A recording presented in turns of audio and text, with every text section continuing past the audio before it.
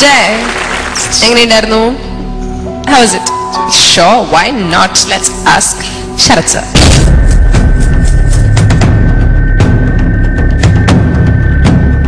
ജയകൃഷ്ണൻ ഈ law portion ഒന്നും കേൾക്കുന്നില്ല ജയകൃഷ്ണൻ, മനസ്സിലായോ? പാടുമ്പോ തോന്നിയോ? തോന്നി സർ. അതെന്താണ് അങ്ങനെ? സർ ഞാൻ മാക്സിമം പ്രാക്ടീസ് ചെയ്യുന്നുണ്ട്, പക്ഷെ കിട്ടുന്നില്ല. ഇപ്പൊ എന്ത് ചെയ്യാ അതിന്? എന്തെങ്കിലും നമ്മളൊരു മാർഗം പ്രാക്ടീസ് ചെയ്തായിരുന്നു, ബേസിൽ ഒത്തിരി പ്രാക്ടീസ് ചെയ്ത് നോക്കിയിരുന്നു. ആണോ? കിട്ടുന്നില്ല. ഇല്ല, കിട്ടാത്തപ്പോ ഏക മാർഗമുണ്ട്. എന്താണെന്നറിയോ? ഒരു മാർഗമുണ്ട് അതിന്. ശ്രുതി കുറച്ച് കൂട്ടുക. നമുക്ക് എത്ര ഇത് ശ്രുതി അനൂപേ?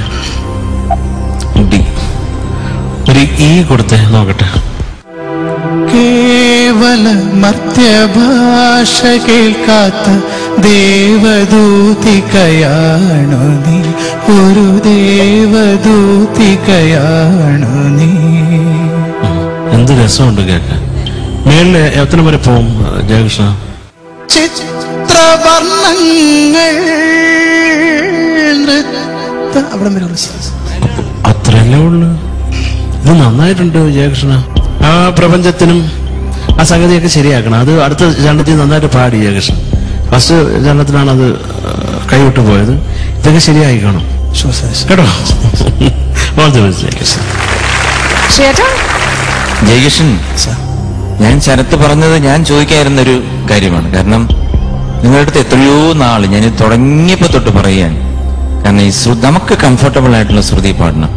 ഇപ്പൊ ശങ്കർ മഹാദേവന്റെ ഒരു പിച്ചില് ഒരു സാധാരണ ലോയിൽ പാടുന്ന ഒരു വ്യക്തിയെ കൊണ്ട് പാടാൻ പറ്റുമില്ല.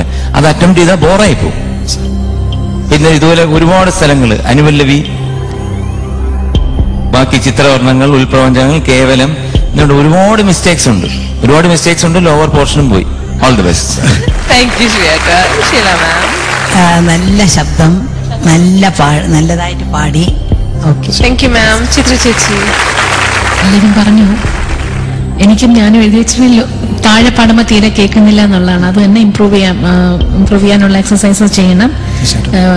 പറഞ്ഞ മാതിരി ശ്രുതി കംഫർട്ടബിൾ ആയിട്ട് ചൂസ് ചെയ്താൽ എനിക്ക് തോന്നുന്നു പാടാൻ പറ്റുമായിരിക്കും കേട്ടോ.